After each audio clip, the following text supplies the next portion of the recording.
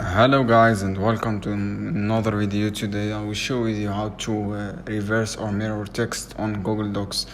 So guys, open Google Docs and click on insert as you can see here, and go to drawing and click new as you can see here, and click action and click word art and click as you can see here mirror and click enter as you can see here guys, and you can customize this text on red color. After that guys, click here and you should click here guys, and after that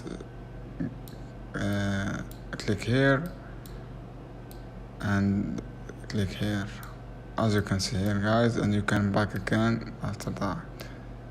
This is how you can do guys easily. I hope this video helpful for you. Then don't forget to subscribe and like and share this video for more content. See you on another video soon. Keep watching guys.